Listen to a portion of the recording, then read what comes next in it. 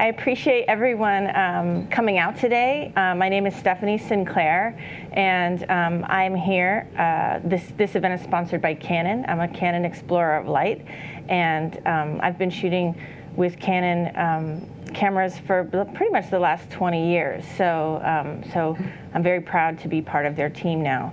I appreciate being here as represented here and being in B&H. I've also been basically a customer of B&H for many, many, many years, and even still get excited when I come in the front door and see all the buzz and everything happening. It's like, oh, cool. But then I had to, beeline straight here and not really browse as much as I wanted to today. So, but I think it would be helpful for me to get a little bit of an understanding on on the group here, how many people here are professional photographers? Okay, great. And are most people, are the rest of you like amateur photographers, hobbyists? What kind of photographer are just interested in kind of learning about photography for the first time? Okay. What does that mean? Yeah, I mean, amateur may be the wrong word, but and just a photography enthusiast maybe. Okay, that gives me a little bit of sense to kind of how to gear some of the conversation today. I wanted to also let you know that this is, the work I do is pretty. Some of it's pretty intense, so I'm going to give you a little bit of a warning on that. But it usually has some positive stuff that we can learn from and be inspired by, which is kind of what I've found through my experiences of being a photojournalist over the last 20 years. And just to give you a little bit about my background, I started out as a newspaper photographer. I worked for several newspapers around the country as an intern, and then worked at the Chicago Tribune. And then for them, I started working abroad, and I was a conflict photographer for a while, and then started working into social issues as I kind of encountered them, and that really ended up where I ended up being where I stayed. So just to give you a little bit of sense, so I lived in the Middle East for about 6 years. And I really was always interested in kind of covering what countries look like kind of on the eve of conflict. So these photographs are from Yemen. I worked in Iraq and all over the Middle East, and in Yemen was one of the later places I worked, but this was made for National Geographic magazine. And this was made actually after the Arab Spring, but before the country came, kind of descended into the civil war that it's in now. This is in the Houthi area, and the Houthis are on the Shia side of the conflict, and this is an area that had already been bombed out. And even when I was covering conflict, I was never really interested in the bang of it, to the photographing of the conflict itself. I was always interested in what does it mean to be a civilian living in places like this? I mean, we're in New York City, and we had September 11th happen here, and I think that we were all rocked to our core when that happened, and some of us even knew people who passed away in that, or knew families affected, and but when you're just a civilian and a conflict erupts around you, this was what I was kind of drawn to, because when I was doing this work initially was right after September 11th had happened.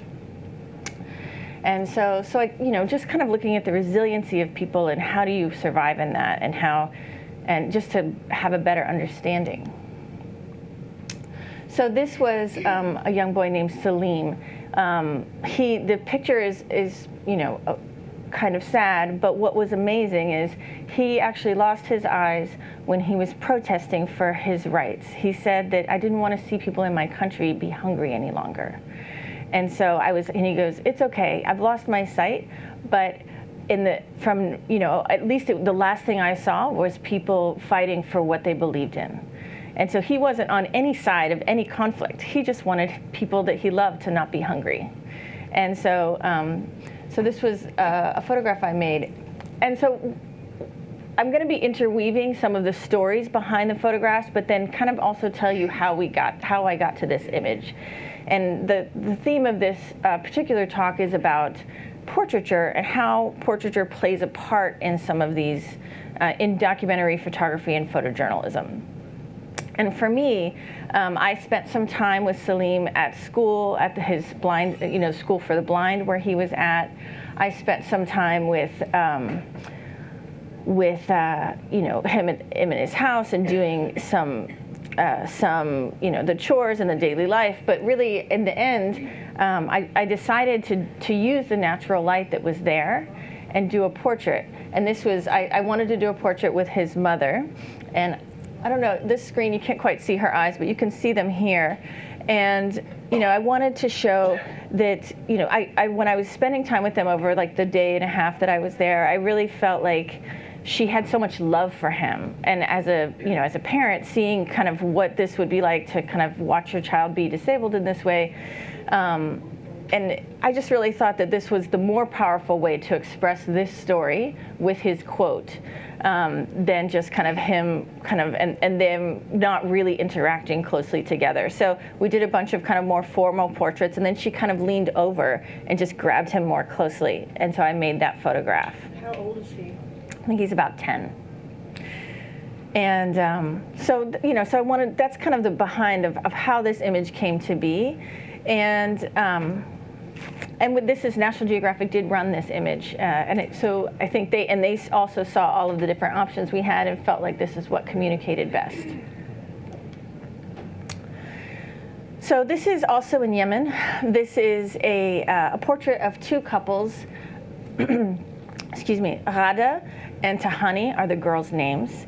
They were married when they were very young. Tahani was 6. And Ghada, I think she was 7 or 8 when she was married, but these are with their husbands. And, as one of the things that I spent a lot of time doing was, once as a news photographer, when people would pay attention to the news, like the newspapers and media outlets would be more interested in what was happening, it was a good time to share some social issues that were around this, because people were paying attention. There would be hopefully some sort of aid coming to these countries when there's refugee crises. And one of the things that happens is when there is a conflict in countries where child marriage exists, then rates of child marriage rise. And so we've seen this in Yemen, and that's what's happening now. And it's happening in a lot of the other places where there is child marriage and there's conflicts and natural disasters and the like. And so and again, portraiture is one of those things where I felt like this was a powerful way to do this, because again, in this situation, you don't necessarily see, the couples always together, and you don't get to see the environment where they're at. But I wanted to make a point that this was, rates of child marriage are very high in Yemen. They have no minimum age of marriage right now. And I wanted to show that this wasn't just a one-off situation. These were many girls who were getting married. And in fact, girls get married every 2 seconds around the world. And it's an issue in more than 50 countries and pretty much through most religions and cultures. So, and actually just recently, New York passed a law to raise the age of marriage. The minimum age of marriage in New York was 14, and it actually just was made to 18. So these are some of the background images, though, the documentary images that went in this coverage. And there were 3 sisters who were being married, 2 sisters and a cousin, who were being married at the same time. And sometimes what happens is, child marriage happens in areas where there's severe poverty. So they'll do these group marriages often because it's a way to have one marriage. When the oldest girl, which it looks like she might be getting too old to get married in that culture, then they'll take the couple of girls and then marry them at the same time, so they can then, save on the costs of the marriage. And so sometimes, it is something that happens as an economic issue. And I think that while there are girls who were married in the States, in New York, definitely, and that's why they raised that age, I don't think it was as much of this type of kind of intense poverty-oriented reasons for doing it. Are the brides sold? Kind of, yeah. I mean, it depends on the country. So in some countries, there's a bride price.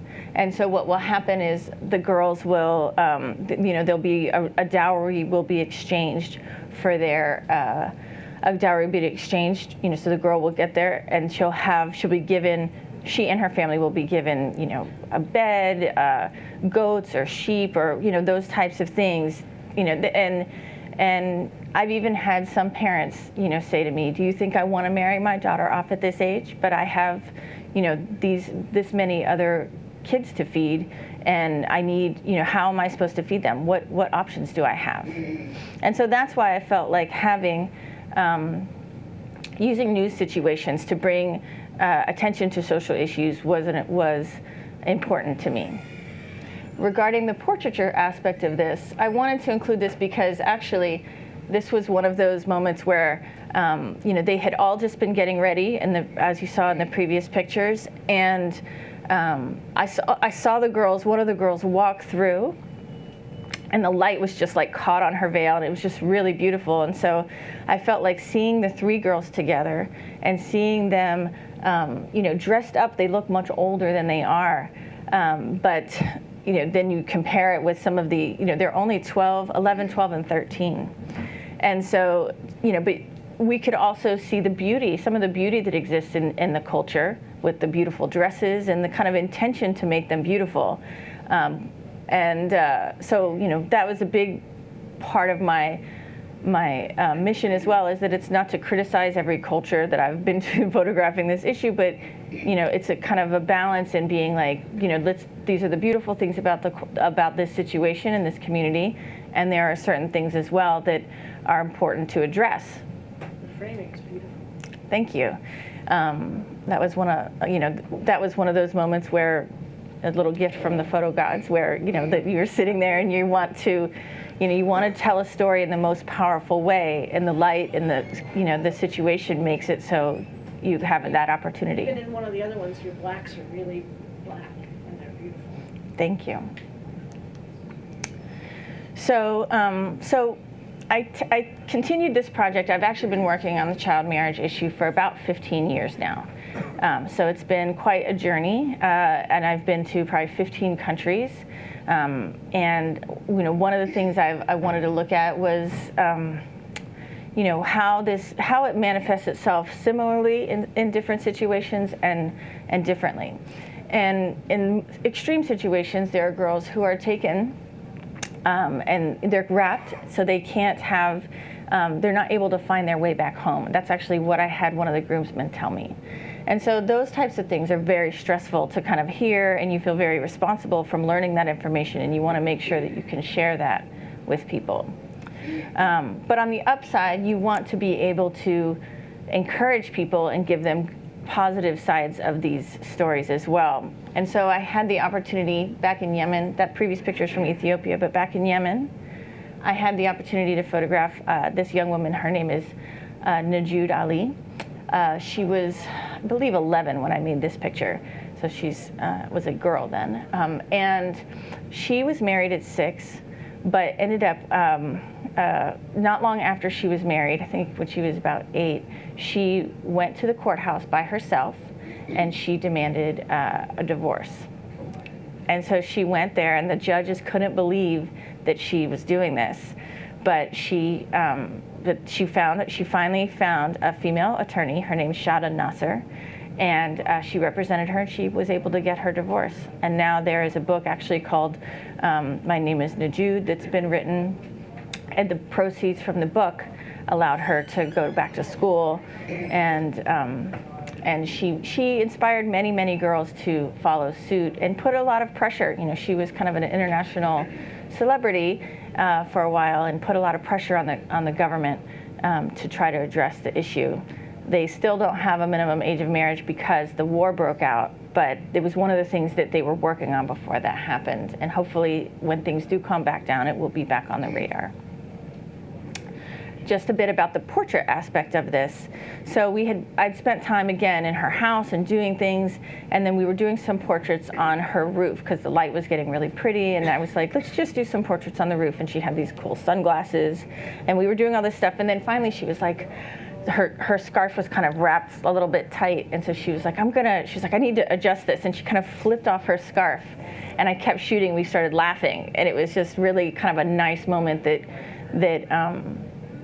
kind of symbolized her strength and happiness. She's a girl, and so it was one of the pictures that I really liked of her. And National Geographic ended up having it as the cover of their Women of Vision books. It's about female photographers.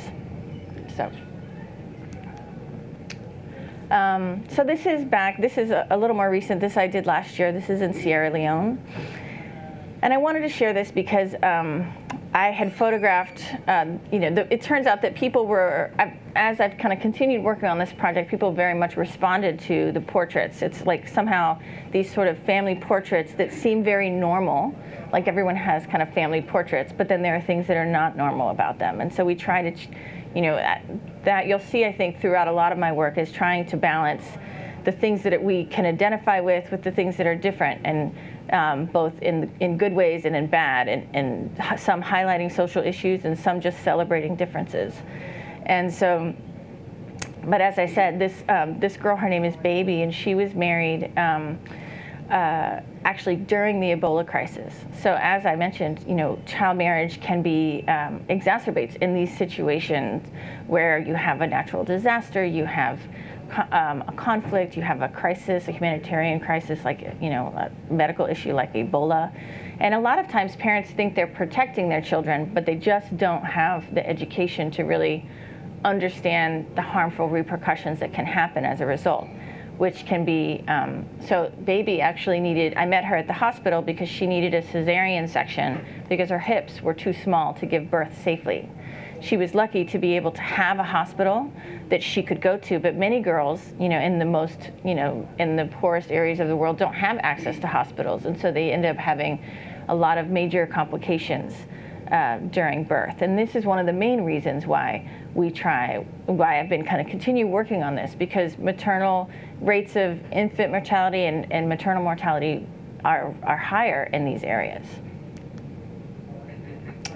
And so that brings us to Guatemala. So I was photographing in Guatemala, looking at, they have a lot of more civil unions where it's recognized by the government, but they don't have big weddings. And so I photographed several girls who were about 14 and 14 or 15 who were married. And most of them I met a lot of them at a clinic. So this was kind of, how I said that the issue kind of manifests itself a little bit different in each country. And so Guatemala, because it's a bit more developed, did have a really good clinic that was there. But the community still didn't have the education to really be able to address it. So we had a lot of girls who were coming into the clinic, at least getting their services. And Araceli was married when she was 11, and her husband was in his 30s. And she was 15 when I met her, and she told me, she had dropped out of school. That's one of the other major things that happens is that when girls are married, their education stops. So they're physically at risk, and then they're also educationally can't support themselves or their families. So I asked her, what do you hope for your future? And she said, I hope that my son can someday take care of me. And that's why this is why I've continued working on this topic, because it is such a big deal to be able that you shouldn't have to rely when you're only 15 for your son to someday be able to support you. What we saw in Guatemala also is that even though they did have hospitals, what we found was there were many kids that were in the neonatal ICU, little babies being born to 14-year-olds. And they just weren't having, and so now you're 14, you're in a hospital, and you have a baby, and now they're in the ICU, and there's a lot of complications that kind of come on top of each other, and so it's a very scary thing. And so, what we found there was that a lot of the babies were being born prematurely. As it says, though, things are getting better, and we've seen since I made this film. National Geographic's article came out in 2011, and we had several. I was part of about. We had a huge exhibition myself, and I say we because I don't work just by myself. I'm the photographer aspect of it, but I let the credits run on that because, there are so many people in the field that help me with these projects. I know not a single photograph will be made without a team of people who believe in what we're trying to do, who've also seen some of their relatives harmed by the issues and want change to happen and want support and awareness to be raised. And so since then, in the last several years, we've seen more awareness about child marriage. We've seen there was exhibitions of mine in the United Nations in New York, in Geneva, and in about 15 other countries. Right now, I just came back last week. I have another exhibition of all of this work and more, actually, about 175 images at a new center called L'Arche du Photojournalism, and it's at the top of the Arche de la Défense in Paris, and it's the whole top floor, and they get 80 to 100,000 visitors every couple of months, every 6 months, and so this is an opportunity for people to understand and hopefully see that these are real girls, and that really the value of girls needs to continue to raise globally. The show is all about child marriage. Wow. Mm-hmm. Is the film available? It's online, and so the next part, I'm going to show you this piece. Really shows how it was run. So just my latest piece was done so in Nigeria, and it was done. So I created a nonprofit about 3 years ago called Too Young to Wed, which, as the journalism industry has kind of gotten tighter and more difficult to fund projects, then I've been able to get some funding through partnerships, such as with this project was done with the help of the Ford Foundation, and we had a team go to Nigeria. Too Young to Wed is the name of our organization, and we had a team go to Nigeria, and we ran stills and a video at the end, and it was published in January about what child marriage looks like in northern Nigeria, particularly for girls who were abducted by Boko Haram, and not the Chibok girls. These are in addition to that.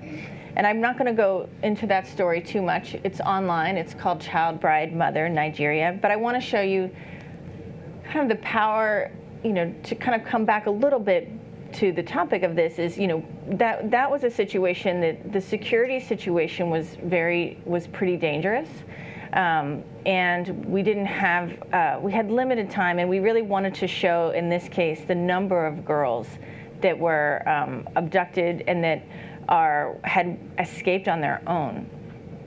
And so we met with about 30 girls over a 2-week period. We took 2 trips to northern Nigeria and met with girls who were brave enough to leave on their own. And so we did it in portraits because it was the easiest way to really kind of get because we were doing really in-depth interviews as well. So we had limited time frame because of the security issue. And so these are 3 girls who escaped.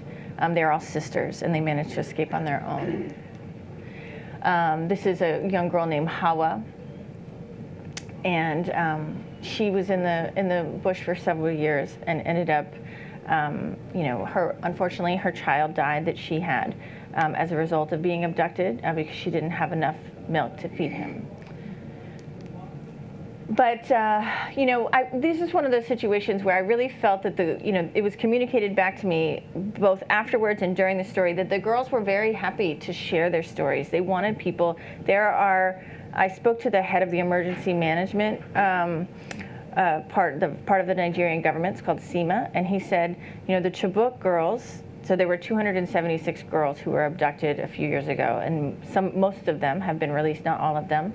But he said there's between 7,000 and 9,000 girls who he believes are still missing, that have been abducted as they've kind of as the insurgent terrorist group has gone and taken different lands. They've taken the girls with them to give birth to other fighters. So this is a different type of child marriage, and really it's looking at it as a weapon of war. And that's how I said earlier that really, it's really manifests itself differently in different parts of the world. And so this is this part of this project. And so the girls were happy to share their story with me, even though they were very sad while they told them. They all had copies of the article that ran, and they wanted to share. They wanted other girls to have opportunities. And we put most of the girls who wanted to go back to school, which is almost all of them, our organization Too Young to Wed was able to give all of them scholarships. So that was the one thing they all wanted, to be able to go back to school and to be able to help other girls. One wanted to be a lawyer, another one wants to be a journalist. So they had hope even after they suffered some of the most intense things we could imagine.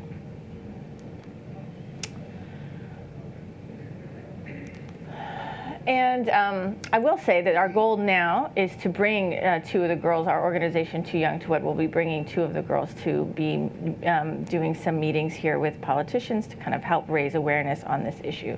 So that's what's next on our goal list of kind of continuing to raise awareness, and and then we'll be later holding photography workshops. Too Young to Wed also holds photography workshops / girl empowerment workshops that help the girls kind of share their own stories through their own photographs.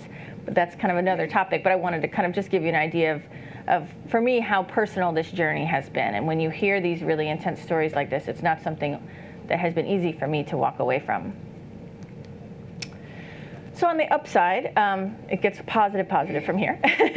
On the upside, there is a lot of change in programs that I have also documented. So while I've photographed the issue of female circumcision or female genital mutilation, however you want to term that, this is an organization in Sierra Leone called MEA out of Switzerland that actually offers education to the families if they'll prevent them from being cut. And they still participate in the initiation ceremonies, but they have opportunities to educate their girls with a very good school. And so, and I've included this picture also because this is kind of one of those, like, it's not really, it wasn't intended to be a portrait, but kind of reads as one and kind of seamlessly works with the documentary and kind of in the field portraits that kind of style of shooting that I've used throughout all of these years.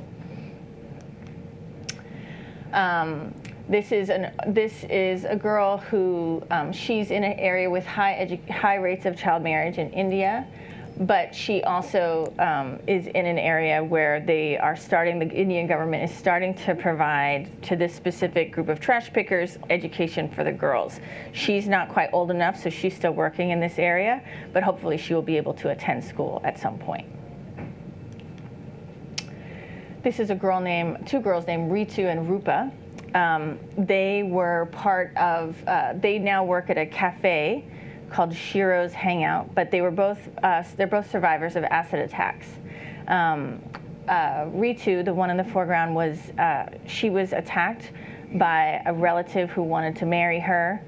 She said no, and he attacked her. And she was a star volleyball player, and she had multiple surgeries to correct her do as much improvement on her features, but she's a very confident, very sassy girl, and she now uses this opportunity, and she and all the girls from this organization, it's called Stop Acid Attacks. It's an Indian organization, and they have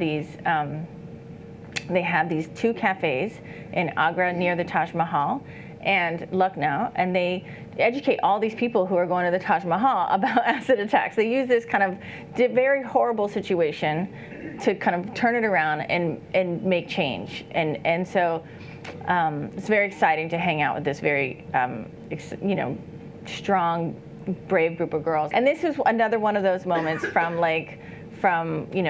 are just kind of that you just kind of stay a little bit longer and you kind of keep waiting for the moment. Like I had already photographed them at the cafe. I had photographed them, in the house, and it was raining. It was monsoon season. This was last year, and I was like, well, I have enough, but when you work for National Geographic, these last group of pictures were done for National Geographic on a story about girls, where it's dangerous to be a girl in the world. It was published in January. And so I kept hanging out with them, and then they were like, well, it's raining and it's beautiful. You want to go take, showers on the roof? And I was like, yeah, I do. And so we all went up there, and they just stayed in their clothes, and we all just ended up, being bathed by nature. And it was really beautiful after kind of doing all of these tough stories to have that happen. And I will say, and I said this to Canon too, I did not have any of the proper stuff to house my camera, and I had to spend a pretty decent amount of time out there, and I kind of wrapped it around with a scarf that I was wearing and kind of did it, but I was able to, the camera stood up, which I was very happy for, because I was like, okay, so I'm probably going to lose this camera today, but hopefully it'll be worth it. No assistant holding the umbrella? Well, we didn't really have a proper umbrella to wear, so she was holding a scarf, and then I was but it didn't quite work, so. But it was a really nice moment. It's one of my favorite pictures from last year. This is a boarding school that's in Bihar, India, and they deal with girls who are from communities of intergenerational sex trafficking and child marriage. And so, like we discussed, earlier, education is really the single best protective factor to protect girls. If you can keep them in school, because this is all about their value. And so if you can keep them in school longer, then they can contribute financially to their family. They can be valued for their intellect, for things outside of what their bodies do. And so it was a great opportunity to kind of go visit this school. It's run by an Indian organization called Apni App. And so the girls were just hanging out here and kind of enjoying their, a time off, but it's at a boarding school. This is another girl they rescued and were able to also put back in school. This is at her house.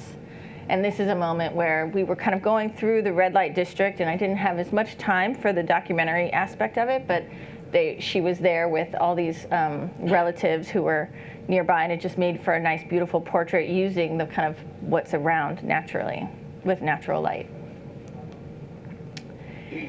And then this is one other program to highlight. They use football or soccer as a tool to empower girls as well, and it's really to give girls activities to go to keep them kind of in supervised area. And so, but one thing that the organization does, which I like, is that of course all the boys wanted to join, and they said, okay, you can join, but you have to bring 5 girls with you. So they make it available. So that's how they keep the girls from continuing to be involved and start to play different roles and stay in school longer and just improve their communities. Basically, it's a portrait series that happens, and maybe at the end after we get through the presentation, I'll show, but it's a portrait series that I did, and essentially what happens is all these kids decide that they're going to refuse their marriages. And it's very cute, and they all talk about why they want to refuse it, including several boys, because in India and certain other parts of Nepal and Bangladesh, the boys will be married young as well. And so it's very cute, and they all kind of get all funny, and as kids do in front of in front of cameras at sometimes, and so that's kind of these portraits like that. But anyway, I appreciate your patience on that. It's also online. We have Too Young to Wed has a Vimeo page where this exists. I'm not sure, it might have got corrupted when I moved it over to the keynote today, but we'll move on. So obviously, like I said, this is a global issue. I actually the Fundamentalist Church of Latter-day Saints was actually in the news in 2008 for also having accusations about people being married underage, girls being married underage, and they ended up doing a raid on their compound, and it actually turned into being. I did cover kind of the news aspect of that and the child marriage part of that. Warren just did go to jail, and he ended up because he was convicted of having multiple underage wives. I think about 10, if I remember correctly, because they have it's a polygamous community. The marriages weren't legal because they were polygamous marriages, so they don't have. So the marriages weren't recognized, but they were still, in all intents and purposes, marriages. And so, but I include this, and so this ended up actually, even though that was part of this, part of this project, I think that I continued on working on this group with National Geographic, and we did a big story on this group because outside of this happened under this one kind of leader, Warren Jeffs, but before that, they've been around for 200 years, and it's a group that, whether we agree with those practices or not, they're American-bred kind of community, and they had at the time about 10,000 members. So I was spending some time. This is Joe Jessup, and he had members in town for his I want to say his 89th birthday. And this is another incident where a portrait is sometimes more helpful, because I was at this birthday party and I was seeing all that they were all related to him, but there was no way to show. And this turns out this is only half of his children and grandchildren from all of these wives, from these 5 wives. So, so this was like, sometimes where, as I was saying before, like portraiture is a really important kind of tool to be able to use in the middle of even documentary photography. This is Vita Keat. She was 19 when this was taken, and she was actually one of the wives of Warren Jeffs. And so I've included this because I think it's important to show that, this, as I mentioned before, this isn't just a developing country issue. It's predominantly in developing countries, but it is an issue in other places of the world as well. And these are just some pictures of the group because they're so rare to see. So this was Merrill Jessup. This was the funeral of his only legal wife, and I worked about 2 years to get access on this project, so this was not an easy thing to do, but I did feel it was an important story to tell, and I was in the pew. They weren't used to having people there who weren't part of their community, and so I had to pick one place in their kind of church area that I could sit, and I wasn't allowed to move. So I picked this one place, and I was sitting there taking pictures, and I said, who are all those women in white? And he said, oh, those are all of his wives. And so it was a really interesting way to tell that story of just how many wives you were seeing in some of these families. And this is after the funeral. The girls, it turns out, I found out later that these are all wives of one of the men, and they made the same dresses, so they could all kind of wear the same, clothes at this event. Can you tell me where? This is it's on the border of, it's called Short Creek, and it's on the border of Colorado City and Hilldale, like Utah and Arizona border area. And, one thing that while I definitely, I wouldn't choose to live my life like this, and there's definitely a lot of people who are against it, I will say that there were definitely things that I've learned in that community and every community I've photographed, whether I agree with their beliefs or not. And one of them is, I think that one of the things I liked about this community is they don't really have a lot of access to television and computers, and there's a lot of family time that is spent together. And I'll show you some pictures of that later. But this is kind of what it feels like if you're not part of the community, like how they kind of see you. So there's a lot of suspicion because they are used to being attacked for not having, they're breaking the law. And they have been in court cases for years, some of it very justifiable, about, breaking the law and with underage marriages. So they have been under, and other things as well. So they have been under attack for, particularly under this leadership over the last 20 years. This is their kind of infamous Yearning for Zion Ranch in Texas. This is it's now empty, but this is where they moved, where the most pious of the community, the most religious of the community, ended up moving and living. But this is one of the girls, one of the daughters of. This is actually related. The part of she was in that big group picture. One of Joe Jessup's family members, she's actually was like a beautiful, like, I don't know, horsewoman. I'm not sure what the right equestrian, but not just riding them. Like we were doing some, she was like, oh, I can make my horse go to sleep, and I was like, be quiet. She's like 16 years old. I was like, no, you can't. And she was like, yes, I can. And so she was like, just made him lay down, and he closed his eyes, and I was like, wow, she actually made this horse go to sleep. So that was kind of cool. And then this was a moment where, they are a very, very, very religious group. And so this was ran in National Geographic because they felt like it kind of had some of the symbolic gestures of kind of being pious and reaching towards God, and whether you and it's been to their detriment in some ways, but there's some practices I'm not going to get into here, but about kind of families being split apart by, just by church leadership and things like that are difficult for the families. And I've watched families I know have a hard time with that. But like I said, there were some really nice moments. And I was in the water. I took this. It's actually, she's reaching for a zip line. And it was actually quite high up. And they made me, there was one of the older women married to that gentleman in the back. She was like, if you go down it, I will. And I was like, oh, how am I going to say no to that? Like, I can't, like, she was like my dad's age. I was like, if she's going to do this, I'll do it. So I did it, and it was like really terrifying, but we both did it. And then I was soaked, and so I was able to kind of not be worried about getting wet while taking pictures. And these are just some photographs around. They're pretty, they're pretty extensive areas that they live in.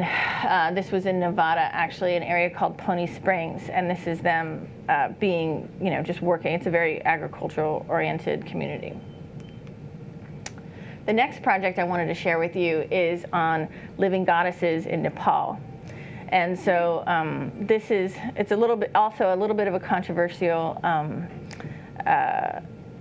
topic for some people, but it's where girls are blessed. Girls are chosen to be blessed by a deity, and then they can bestow good wishes on community members, and it's a big part of their culture. And so they're called Kumaris.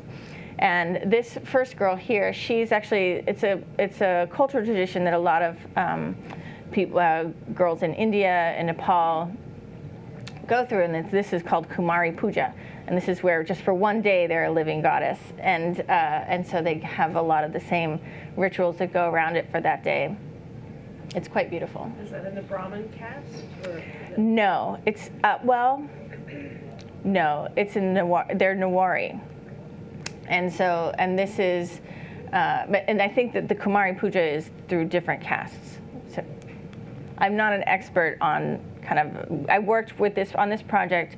I worked with an expert on this issue. Her name's Isabella Tree, and she wrote a book called The Living Goddess, and she has like the, centuries of tradition about it. I definitely don't claim to have her knowledge, but I will say I was very lucky to be part of this girl. Her name's Unica, and she was the day before she was selected to be a Kumari, and just kind of showing how like normal kind of their life was, and how.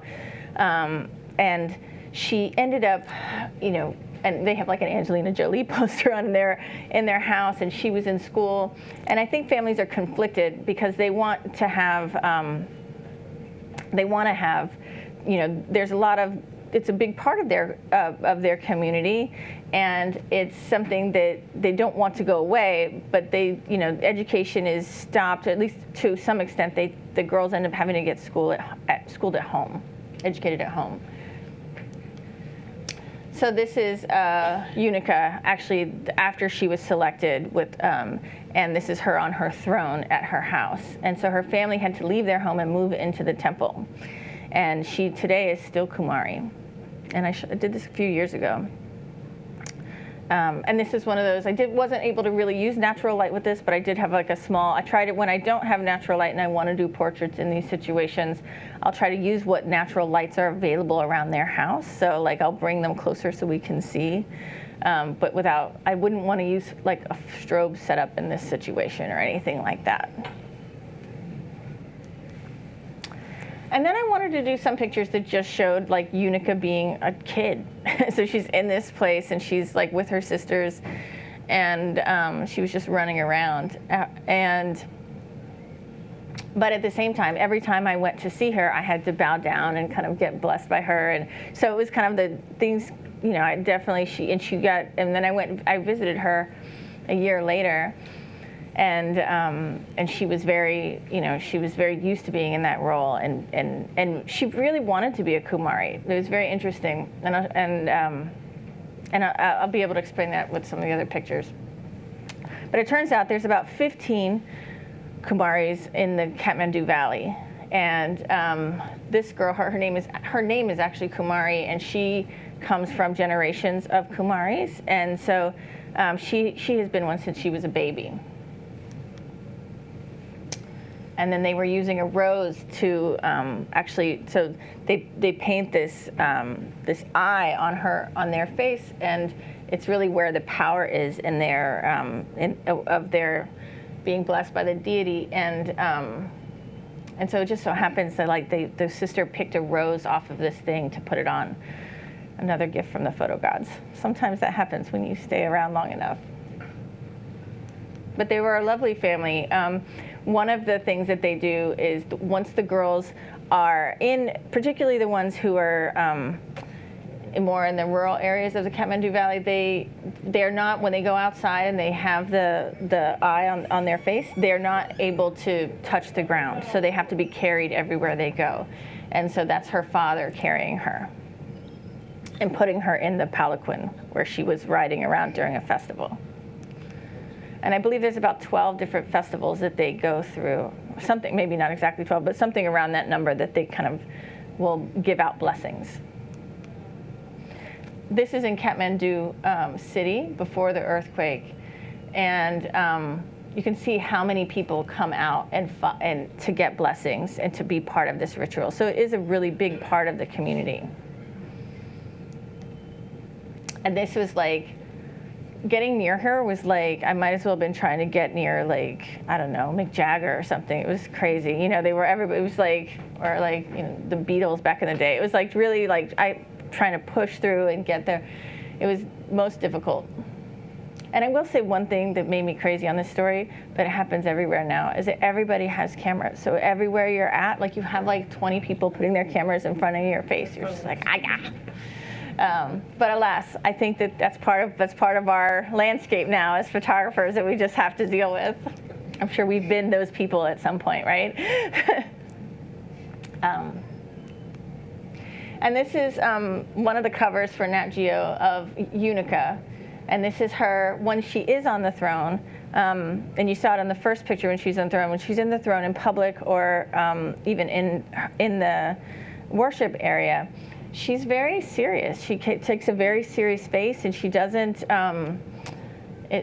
take it lightly. And they say that it's because she is embodied by the god, and this is, you know, and now it's taken over, and this is really what her experience is. And so it was interesting to watch her transformation, even on the day of that she was selected. You know, it was the light was bad, so I don't have amazing photographs from that. But like when they were in this room, and we weren't allowed inside of it, but when we could kind of peek in, and you could see she was there was two girls who were in the round, and they were both like, one girl was kind of like all over the place. She was like my 3-year-old would be, just kind of like rah, rah, rah. And then she was just completely stoic, and it became clear that like she was going to be the Kumari. It was interesting to watch. I mean, and that's what's so beautiful about this profession is, even though I showed you like the first half of this talk was pretty intense, there are some really amazing things that you would never ever get to see otherwise. And so it's really cool. So the Ringling Brothers recently came to, the circus just came to an end. So I have a big piece that I'm going to share with you now on the circus. And I did this piece. I was able to kind of run away with this circus for the New York Times Magazine. And they actually had a mile-long train that the performers would travel around on. And they really worked hard. They would go like city to city, sometimes 3 shows a day, 2 shows a day. It was pretty intense. And but yeah, so I was able to spent about 2 weeks with them. And this is one of the performer's son. He was, obviously just kind of, this is his life. This is all he's ever known. This gentleman, he actually like rides a motorcycle on like a tightrope during one of the shows. And like, that's not a big enough feat. So after the show, after performing 3 shows a day, I found him like just by himself at night kind of doing this new routine on gold chains. And I was like, really? Like, it's not, and he doesn't just ride his bike on the thing. He would like flip around in circles. So it was, I have to say that some of the performers I met were incredible athletes and really did stuff that was quite difficult and magical in some ways. This is a Chinese couple. They're part of the Chinese acrobatic troupe. And this is on the train. They were just having breakfast before going out for one of the shows. This is one of their kind of most legendary clowns. His name is Sandor. And he's Hungarian. And that was the cool thing. The circus performers came from all over the world. They were kind of the world's best performers that all were coming to different parts to be part of this. And so he was putting on his makeup before one of the shows. This was before before they took away the circus, took the circus elephants out. This is an elephant called Kelly Ann. And she'd been traveling with them for a while. She was kind of their main performer, and from what I've understood, many of the elephants have been retired to the Feld Entertainments. They have like kind of a elephant sanctuary in Florida, and some of them have gone to zoos. This is their ringmaster. His name is Jonathan Lee Iverson. He was the first African-American ringmaster. He's from New York City. And this was with his kids when he was about to perform. And, he attributes kind of the end of the circus. He told me that he attributes it to being partly because, when the elephants left, it was really difficult. People really came to see the elephants, and it was hard. The people who he could just see that the crowds didn't come out. And he said that people would come after the circus and say, this is so great, and we should, why are you guys closing? Their last shows were much more packed, but he said you should have been coming all this time. But I think what happens is that people find so much entertainment, and this is what some of the articles said, and what he said is that there's so much entertainment on people's phones now and stuff that they don't kind of go out and kind of look for that type of entertainment anymore. And that was another thing that really affected them. So this was one of the last shows with the elephants as part of it. And this is their big cats trainer. His name's Alexander Lacey. I have a good story for you for this one. So he's from also, actually most of the circus performers I met were from generations of circus people, and the big cat trainers family was the same. And so he had his family has about, I want to say, 50 different big cats in Germany. And so he will say that that he's raise, he has enough different bloodlines throughout all of these to keep some of these big cats from going extinct, as things develop and things like that. So he says that he's very much, he spends every day dealing with these cats and his mother too. And, so he lives his life around them. And so even though there are many, many critics about having, wild animals in this situation, he claims that this is his, he says this is his passion, his love, and he wants to see them always be around and always be appreciated. And if they can identify with them, then people will be more invested. So, Alex made it look really easy to be around these cats, but it really was kind of terrifying. And so, so this morning, this is what they were feeding, like the lions and cats in this area. And so they would just go out and they would have these like things of meat, and there was like chicken and beef legs, and the sound that these animals made, there's no way that I can describe it. It's like every instinctive part of your body's like, get out of here. Like they were just like, whoa. I was like, oh my God, you're just terrifying to hear them, like when they could smell this coming. But Alex was like, yeah, no big deal. So I was photographing them, like, getting the meat ready and passing this off. And so we had gone in one of these pens, and so see this door here? I don't have a picture of it because I almost died during this moment. But so he took the door off. I was doing the pictures actually of the previous one. So I was doing this, but like I was in that room. And he took off one of the doors and he put like these bars, and it was still a metal door. It wasn't like it was a like cloth thing. It was a metal door.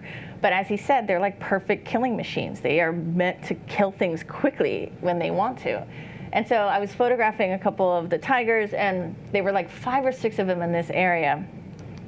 And one of them was just really curious about me, and she kind of kept coming up and like smelling me, and then she like jumped right through it. And she ended up like, the doors broke like toothpicks. They were just like, boop. Like, and I was just like, oh. So, and actually I was standing next to this guy when it happened. And so I kind of like went into the corner, and Alex came walking over. He's like, it's okay. He's like, just hold my hand. And so now I'm in this room with like 5 lions, or not lions, but tigers, like big tigers. And it was definitely one of the most scared I've ever been in my whole life. And I've been covered conflict and all kinds of stuff. I was like, oh, today's my day. Like, this is how it's going to happen. But then I was kind of like, I had the clarity to think, well, like, it's kind of cool way to go. Like, it's kind of like,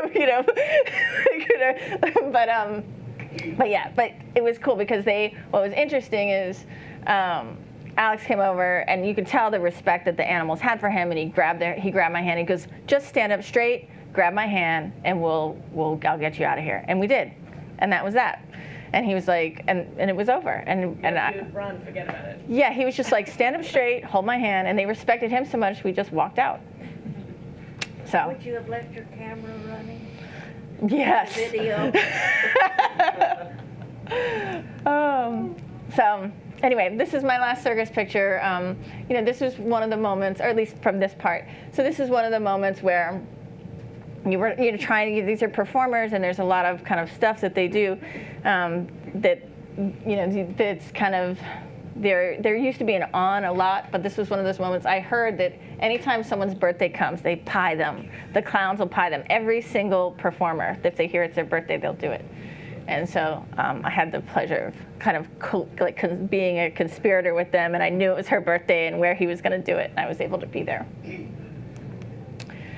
So I did this, and so I know that has nothing to do with portraiture, but what happened is, so I wanted to, there were so many performers that when they're moving around so fast and you're doing all this stuff, you're not able to really, I felt like I wanted more. I wanted to do a portrait series. I just felt like that would be a good way to supplement all these documentary pictures and be able to just really get quotes, like long quotes to go with it, because they had such really interesting stories. And so we set up, my friends and I set up an outdoor studio like this in Texas. And it was hot. but we did an outdoor studio, and we ended up doing this portrait series. And I wanted to show and it's again using natural light. There's no flash on this or anything like that, but it's kind of to do portraits that would go with and kind of match the documentary feel of the others. We did we had a diffuser, and we were able to kind of get natural light portraits. And so these are some of the performers kind of trying to catch them a little bit off guard, a little bit more who they are, not just what they do. She's one of the teachers for they have a traveling school that goes with them. So she's one of the teachers, and but she's also a contortionist. So I really like so many of them had different roles. These are two of the other members of the acrobatic troupe from China. They were incredible. They could just hop on those and run around like no big deal. But then they're also like girls, if you saw them on the street, would have no idea that's kind of what they did. This is Kristen. She was the first African-American female trapeze artist working for them. And she also rode the elephants out onto the stage. So she did a lot of interesting roles there. She's now working, now that they've closed, she's now with a smaller family troupe. This is Sandor and his baby. He's the one who was putting on his makeup, but yeah, this is him with his kid. He was very funny. He said that his son will likely, maybe, I was like, do you think he'll be a clown? He was like, I hope he doesn't. I want him to be an engineer or something like that. But apparently he's already juggling, even at this age, so. This is Tatiana. She's with the Thundering Cossack Warriors. They do insane things like go underneath the horses as they're running and things like that. And like I said, I didn't want the whole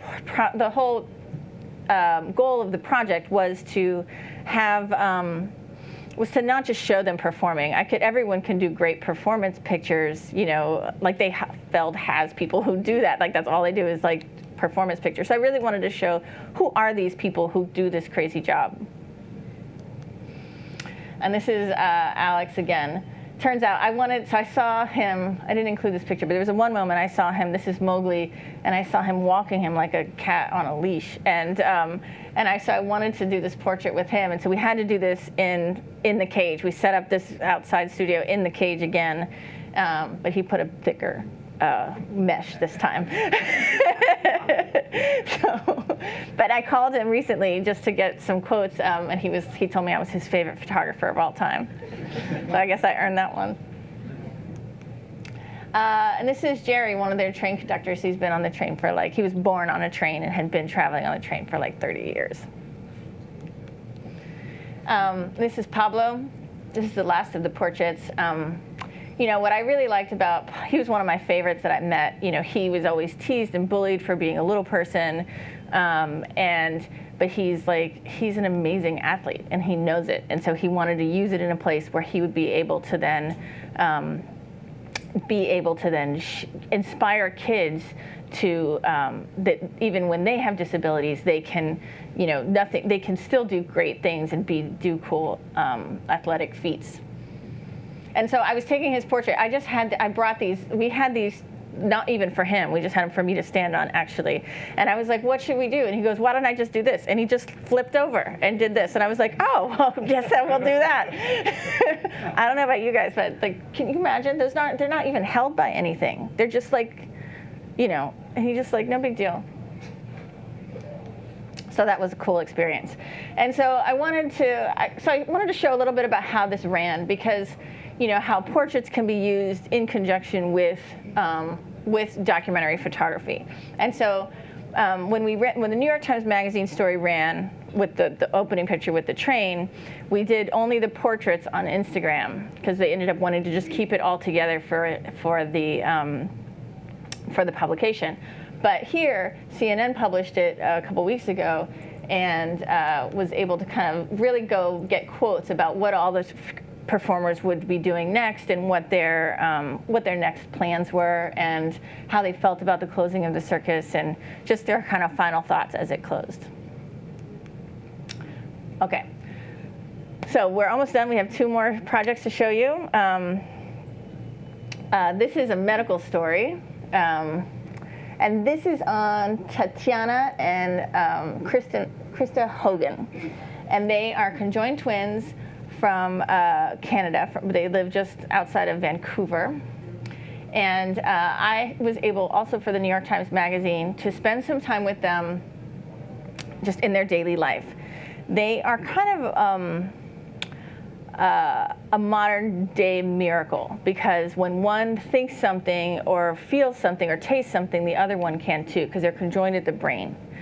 And so, so we did this story, and again, even, you know, and I kind of put this on the end of Pablo's thing, because I felt like having, you know, when you have disabilities, that it, you know, that there's so much you can do with that, and how it, you know, how it can be a very special thing, not just like a disability, but just a different ability. And that's what I learned in kind of this work, is how much our differences, how much we can learn from them, and different people and different things that happen. And so this is Krista and Tatiana. And they're, in a lot of ways, they're just like regular family, you know, they were like regular 3-4-year-olds, and they had very different personalities, and they just lived kind of a regular life in a small town in Canada. I felt like it was important to show, you know, I did several pictures of them kind of where they're not fully clothed, because I felt when you see their bodies, they're very different. So Krista and Tatiana, Krista is the one on my left, and she was much heavier, not much heavier, but a little heavier, and Tatiana was thinner, and it was because they had to, you know, they were competing for, you know, they had different bodies, but their brains were sending signals in different ways. And I also really like this picture because it shows, you know, how the world is not prepared to deal with girls with, you know, anybody with those types of differences. And so any doll they play with, anything was always about like how, you know, how different they were. And this isn't the most flattering picture of them, but I liked it because like they're both yawning at the same time, and like doing 2 parts of a yawning movement, but in different ways, because they were feeling the same, like having the same instinct to yawn, but expressing it differently. And we were actually on our way to go to the doctor, so they could be kind of, they always had to be monitored, and they weren't able to be separated without one of them possibly dying. So the family decided that wasn't going to be an option for them. One of the very cool things was like this ability that they had no choice, but they had to share things. They had to share everything. And so this was them at the doctor's office, both clearly enjoying this little truck. And I thought that was really beautiful and a cool thing to kind of witness.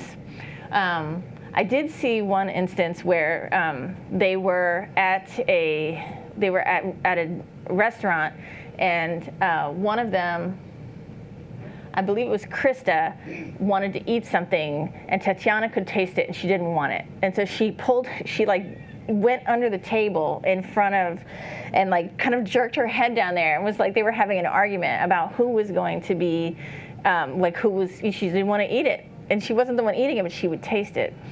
And so it was fascinating to see kind of how they negotiated these differences. But in the end, you know, they were still not just physically, you know, had to be close, but they were emotionally close. And I think that, you know, and this is them kind of undergoing many of the tests that they routinely had to deal with. And this is them kind of covered in food after they were leaving, but kind of finishing one of their hospital stays. So this is a portrait. So I had to do a couple portraits of these because they had a huge family. And again, it was one of those moments where you can't really get everybody in there. In this case, I did use lights because it was just not too many people to light without kind of help. But I wanted to show kind of this is a pretty unique family, and they, in many ways, but also like other families in many ways. And so this is the picture that ran as the opening spread of the magazine. And then I also did this portrait. I did 2 other portraits, which I'll show you. And this is one that kind of more clearly shows the differences that their bodies have. And kind of how their bodies were reacting to kind of being, their minds being, their brains actually being, shared. And this is just a family portrait of the couple. This is what ran on the cover of the New York Times Magazine. Okay, so this is my last project I'm going to show you. It's actually in this month's edition of National Geographic magazine. It's about albinism. Albinism is a genetic condition that affects the melanin in the skin, so they don't have any pigment. So and it's a recessive gene, so you can be of any ethnicity, and you'll still come out with no pigment. And so this is actually in Kabanga in Tanzania. And this is, one of the other things that happens is the optic nerve, like as the gene that controls the melanin and also controls how the eyes are kind of wired. And so the optic nerve splits, to my understanding. And so they're very sensitive to sunlight, just because there's not enough pigment in their eyes, but because it's just the eye has has a lot of just other issues that are related to the genetic factor. The development of the actual eye and the nerves around it are related to that. And so this is a picture in Kabanga. They have a protectorate center because one of the other main issues with albinism is, it's got a severe discrimination factor. People don't know how to deal with this. They don't know what it means. A lot of people in any country, in a lot of countries, if there's any type of disability, not just albinism, they think that like your family might have done something wrong, or this is some sort of curse against you. And so it's something that they struggle with a lot, people with albinism.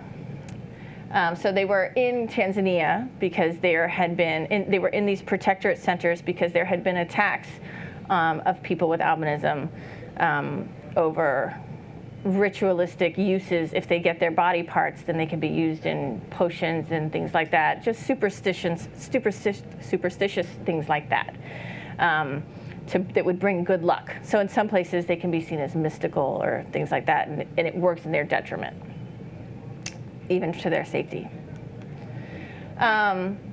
But so this woman told me that she didn't know of any family members who had albinism, but it's a recessive gene, and she had this baby with albinism, and so decided to go, to this center to keep everybody safe. As I mentioned with the eyesight issue, this is many of the kids, they were reading, they were kind of butt up against a school, and so some of the kids were in school, and but when they read very close, so they'll hold it like 6 inches away. The distance vision, if you know much about vision, like many of the people with albinism, they have vision of like 2200 or 2400, so that's pretty blurry, and it can't really be corrected with glasses. It can be, help a little bit, but it's not a corrective thing. And so they end up kind of having to deal with this throughout their lives. Luckily, people with albinism in the U.S., there's a lot of, things that they can do as far as the education system is set up to be able to help, people with disabilities. They have special some accommodations that can be made, and there's medical treatment not treatment, but care to give the best possible opportunity for sight. But in places like Tanzania, they don't have that.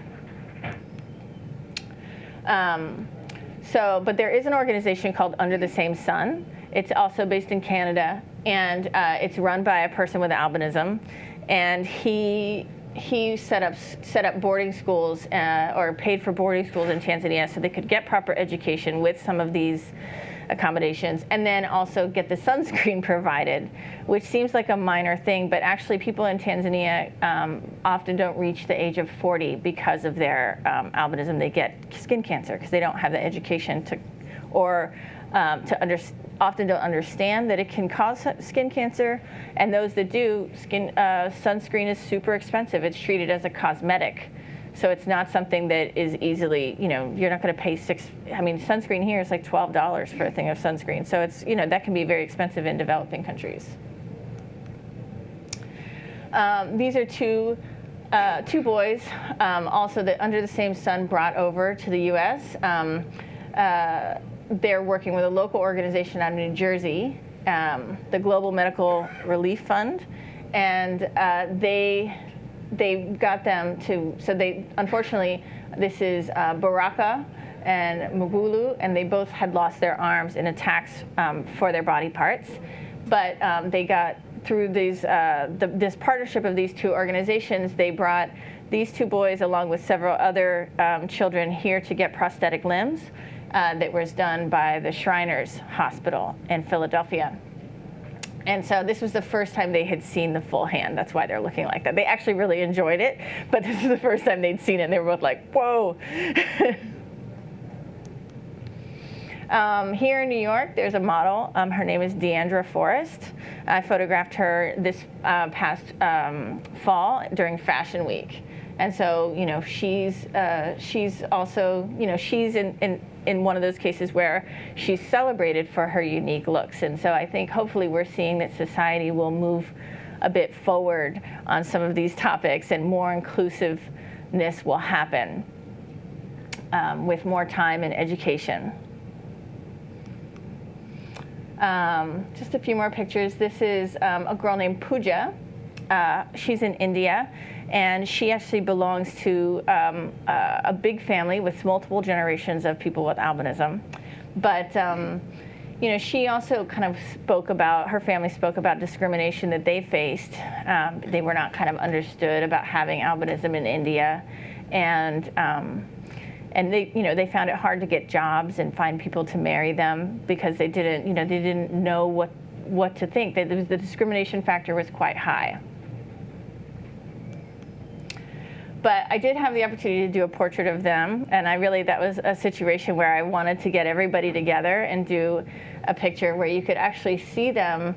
And all the other pictures I had seen of them, they were all they were very serious in the pictures, but I was happy that we were able to get a funny moment of them, of them kind of giggling, because, they're just like any other family. They just happen to have this genetic situation happening. And they didn't quite understand, because they're fairly poor family, and so they didn't quite understand that by marrying people with albinism that you would continue to pass on that gene. But they found that was their only option. The only people that would marry them, at least the older generation, that's what their experience was, that if they couldn't get other people that didn't have it to marry them. So they were kind of in this thing. But with proper sunscreen and skin protection, there's no reason they couldn't have completely normal, healthy lives. So one of the family members we were able to get her on the cover of the Russian version of National Geographic this month, which was nice. I think she had faced enough discrimination that she was very happy when I was photographing her, and the light was amazing coming in, and I was just snapping away, and she was very proud to be photographed in this way, and she kind of closed her eyes and was just literally soaking it in, and it was nice to be able to give back to her in that moment. And then to have this, so we're trying to get some copies to send to them. And then this brings us to my final picture for today. So I during this project, and this is how much our jobs can affect our lives. My husband and I were in the adoption process during the albinism story, and we ended up finding out that there were about these two kids that had albinism that were available for adoption in China. So now we have these two little ones in our lives. This is Lotus and Forrest. He's 7 and she's going to be 4 next month. And we've had them for about 4 months. And it's been a really fun journey. They're just like every other kid. Like I said, the only difference is that we have big floppy hats around all the time and lots of sunscreen. That's how I know how much it costs. And some trips to the eye doctor and kind of making some accommodations for vision. But I read. Actually, there's an organization called NOAA that's an alliance for people with, albinism, and they put out like monthly webinars, and they just had one by a Paralympics athlete, and he was talking about what we can do to make all sports available and stuff. So I was able to send that to the camp where my son's going to go this summer. So there's so many things that can happen, when people have awareness and we have better communication. And I hope that that's what happens for the rest of the people that are dealing with these similar issues. That's why we raise issues like this. So, thank you. I appreciate it.